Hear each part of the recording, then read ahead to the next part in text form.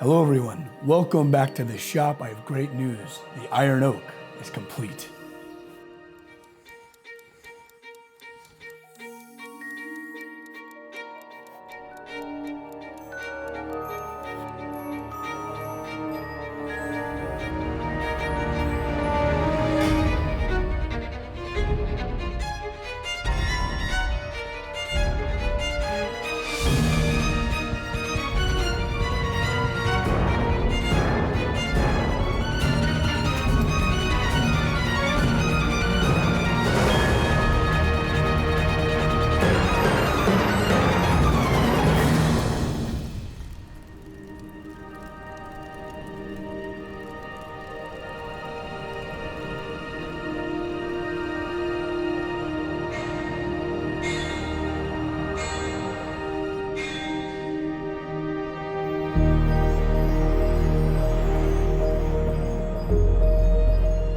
Now that the concrete base has been cured, the ironwork has been installed, now there's only one last step, is to shape, acidize, and install the leaves.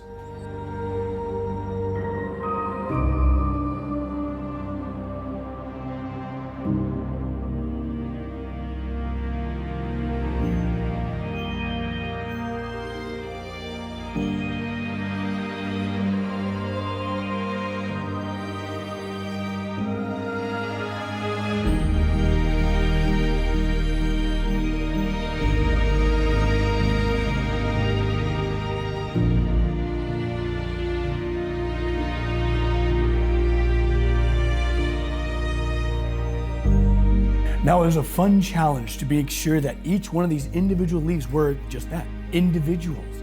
I didn't want one leaf to look similar to the next. And we had piles and piles of leaves. I know it sounds silly.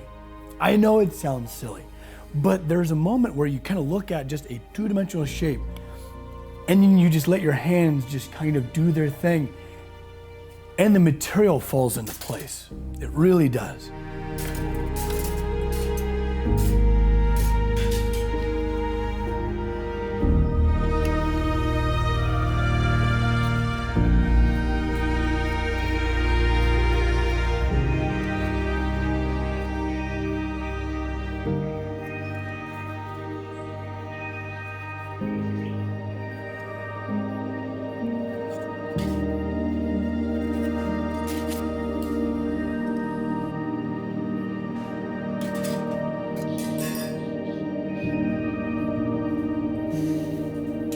So as I was shaping these around, it was really fun because I felt like so connected with these leaves. Each and every one of them felt like they had their own little story.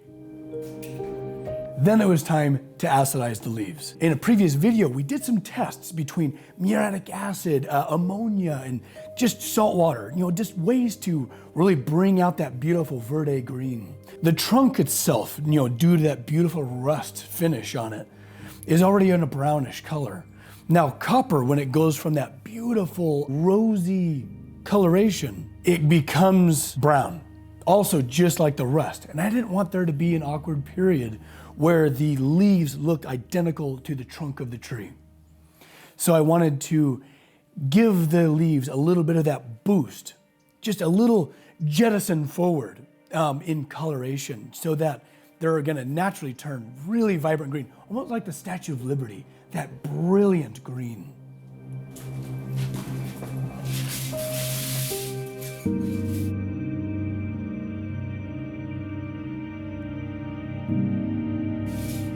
Now that we have our acidization method, I set up a bucket system, one with a couple holes in it and the other one with the solution in it. We ended up using vinegar and salt water.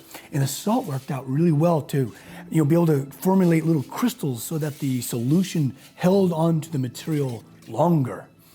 So I set up some boards and I started just dumping leaves in and swashing them around and dumping them out. It was really a wild experience to be surrounded by this much vinegar, but also to just watch the copper become acidized and brilliant in its polish.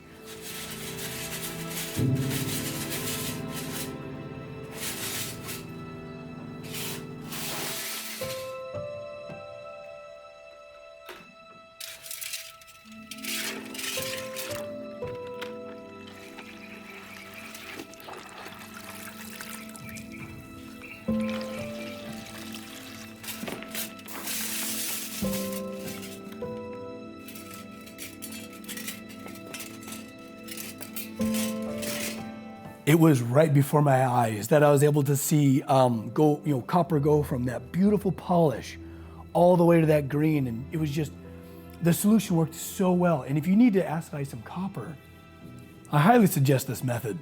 Now, I gave the acid a couple days to cure, to really kind of seek in and make sure I coated all the leaves properly, because it kind of spreads out a little bit. So I loaded all the leaves back into their respective bins and crates. I loaded them up in the truck, and I went to the site.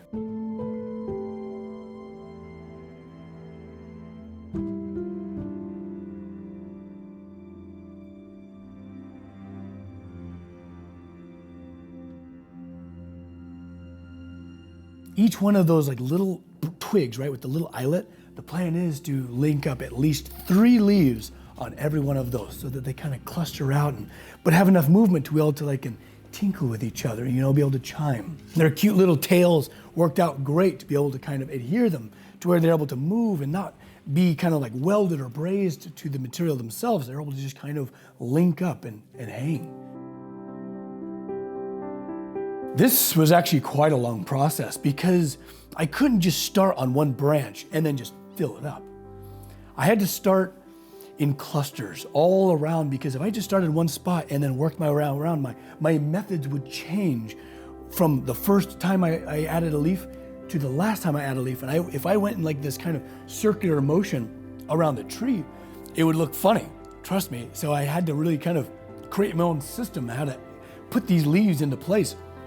I started a little bit here, and then I'd hop over and add some over there and come down and put some underneath here.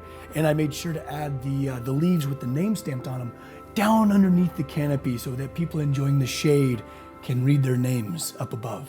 When it came to bringing all of these branches to life, you kind of create stories in your mind. How has this branch been communicating? As wind picks up, has it been rustling against each other? And because trees have a certain level of intelligence about them. It's interesting. They're very efficient in capturing light. It's not like they'll just cluster in one spot and shade over each other and leave big open spaces. They fill space so that it can be as hyper efficient as possible. And I had to keep that mindset as I was putting these leaves up. Being surrounded by all of this copper and touching each one of these copper leaves, there was a mild oversight. My skin, my eyes, and my face were just covered in this green acidic residue, and it began to burn. As I began to sweat throughout the day, I realized I was experiencing a chemical burn. Mild oversight, but hey, we bleed for our art.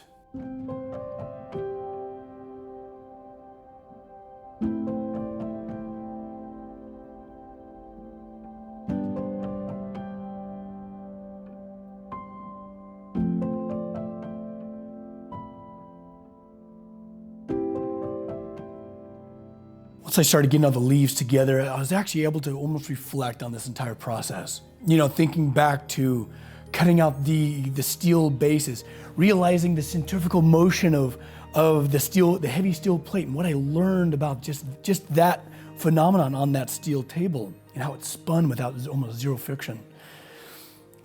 Cold forging all of the trunk and then out into the limbs, that fractal into all the little branches. And it was really cool to step back and reflect on all the different trials and tribulations of this job, this commission.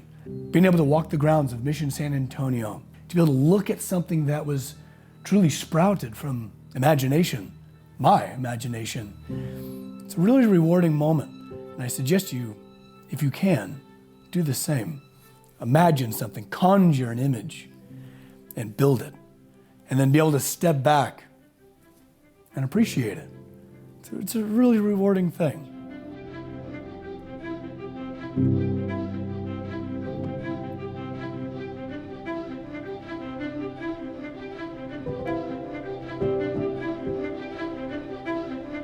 Mission San Antonio was a dream to work with. They were so patient because sometimes a client doesn't understand the artistic process. Sometimes they don't understand that a finish might need a couple days to really cure and mature. They were incredible at allowing me the time for the creative process.